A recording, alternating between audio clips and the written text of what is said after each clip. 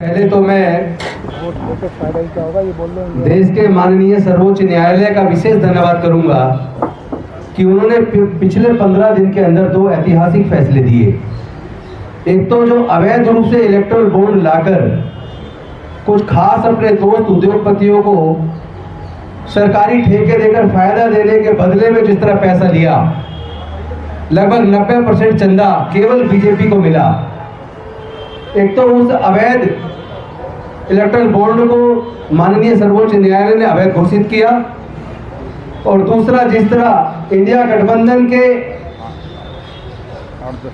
Mayor के चुनाव में जो इंडिया गठबंधन का प्रत्याशी था कुलदीप कुमार, जिसके फेवर में 20 वोटें थी और भारतीय जनता पार्टी के पास 16 वोटें थी, लेकिन अनिल मसीह जिसके मसीहा मैं समझता हूं कि भारतीय जनता पार्टी के शीर्षस्थ नेता थे, उन लोगों ने अनिल मसीह को प्रिजाइडिंग ऑफिसर बनाया। और आपको पता होगा कि चंडीगढ़ केंद्र शासित प्रदेश है और प्रिजाइडिंग ऑफिसर नियुक्त करने की फाइल, मनोनीत करने की फाइल वो होम मिनिस्ट्री में आती है एडमिनिस्ट्रेटर के थ्रू, और देश के गृह मंत्री जी के सहमति से उनको प्रिजाइडिंग ऑफिसर बनाया। किस तरह 20 में से 8 वैलिड वोटों को उन्होंने पेन चलाकर अवैध कर दिया, डिफेस कर दिया, और वो सुप्रीम कोर्ट के सामने वीडियो रखा गया, उन्होंने देखा। इस तरह तो देश के अंदर प्रजातंत्र बचेगा नहीं उसको। और उसके बाद जब देखा कि सुप्रीम कोर्ट सख्त है, तो 3 निगम पार्षदों को उन्होंने डरा धमका के खरीद लिया। लेकिन सुप्रीम कोर्ट ने कहा कि हम हॉर्स ट्रेडिंग नहीं होने देंगे, और देश के प्रजातंत्र को, संविधान को बचाने के लिए उन्होंने जो ऐतिहासिक फैसला दिया, मैं इसके लिए देश के सर्वोच्च न्यायालय को और देश के सर्वोच्च न्यायालय के मुख्य न्यायाधीश को धन्यवाद करता हूं।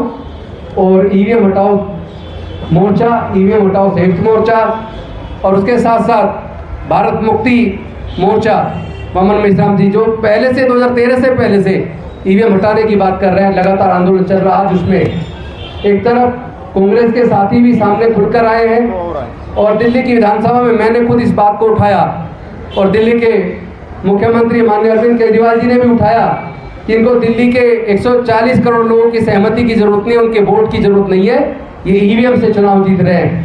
तो आज जिस तरीके से उदित राज जी ने जो परमिशन मांगी, हम सब लोग मिलके देश के संविधान और लोकतंत्र की रक्षा करने के लिए हम जो प्रदर्शन करने वाले थे, दिल्ली पुलिस ने जिस तरह केंद्र सरकार के इशारे पर हमारे उस कानूनी अधिकार का हनन करके, हमारे फंडामेंटल राइट को इन्फ्रिंज करके, वायलेट करके इस पर बैन लगाने का जो एक अवैध काम किया है, तो मैं बता देना चाहता हूं, हम लोग हर कीमत पर जंतर मंतर जाएंगे।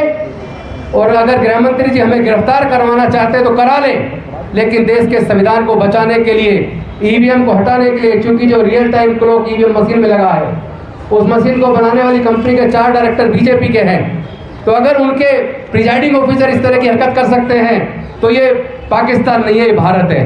रावलपिंडी के इलेक्शन कमिश्नर ने तो आत्महत्या मांग ली कि मुझे फांसी पे लटका दिया जाए, मैंने गलत किया। 13 विधायक जो जीत रहे थे 70 हजार वोट से, उनको मैंने अवैध तरीके से हरा के देश के साथ धोखा किया। उन्होंने तो चीफ जस्टिस के लिए पाकिस्तान के और चीफ इलेक्शन कमिश्नर के लिए, खुद के लिए उन्होंने फांसी की सजा मांगी कि रावलपिंडी के चौक पे हमें फांसी दी जाए। लेकिन मुझे नहीं लगता कि हमारे देश के जो ऑफिसर जो उनके इशारे पे काम कर रहे हैं वो ऐसा करेंगे।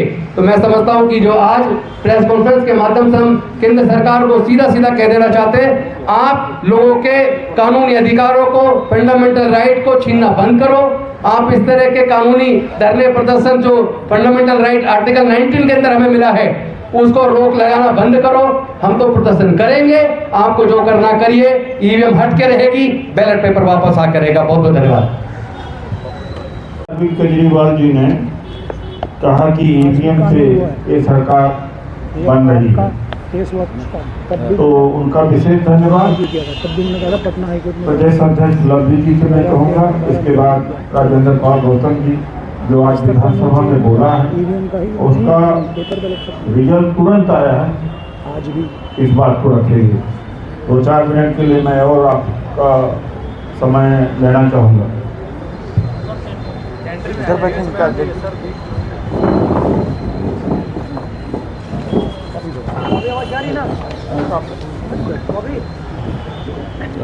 धन्यवाद। आपने बहुत डिटेल में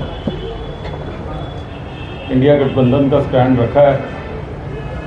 मैं और बावरिया साहब आज इसलिए आए हैं कि उदित राज जी और तमाम हमारे साथी जो इस मुहिम को आगे लेके जा रहे हैं, उसमें सबसे ज़्यादा हमारे लिए तकलीफ़ की बात यह है कि हिंदुस्तान का लोकतंत्र दिल्ली में तार तार हो रहा है।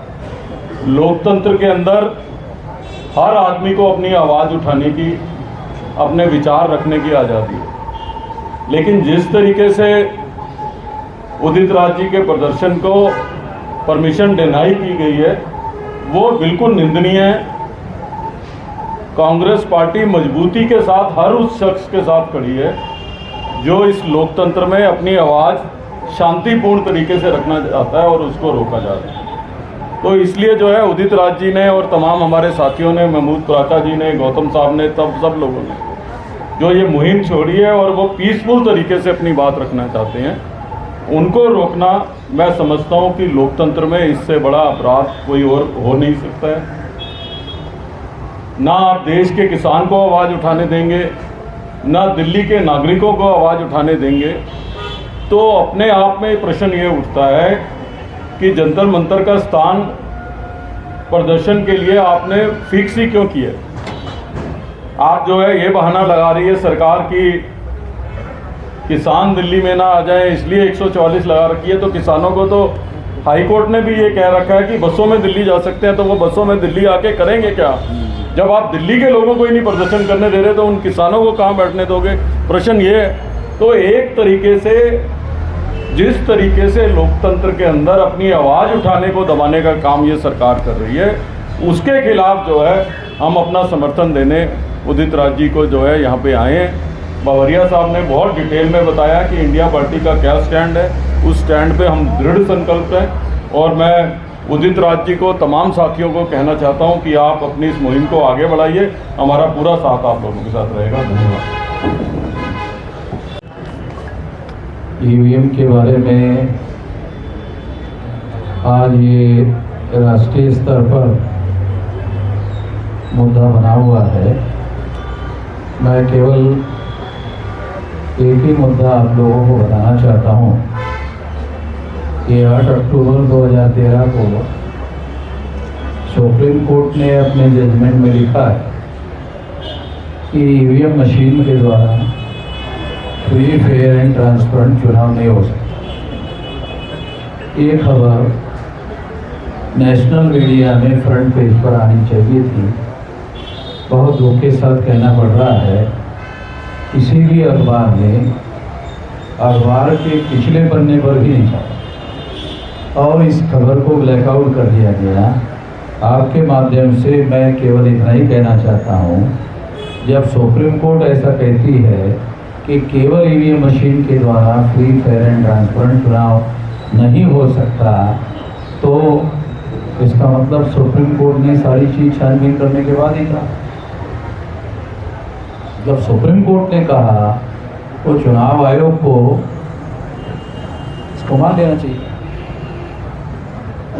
तो इसलिए मैं केवल यही कहना चाहता हूँ कि इस पर अमल करने के लिए पूरी व्यवस्था की जानी चाहिए। तो व्यवस्था हो नहीं रही है, तो इसकी जब तक व्यवस्था नहीं होती है, फ्री, फेयर एंड ट्रांसपेरेंट चुनाव जो संविधान में भारत के मतदाताओं को आश्वासन दिया गया है, और फ्री, फेयर एंड ट्रांसपेरेंट चुनाव भारत के मतदाताओं का मौलिक अधिकार है। ये केवल अधिकार नहीं है, ये फंडामेंटल राइट है। इसका वायलेशन हो रहा है। इसको रोकने के लिए निश्चित रूप से कदम उठाए जाने चाहिए। चुनाव आयोग को मेरी इतनी ही मांग है। महमूद प्राचा जी से मैं कहूँगा कि संबोधन करें।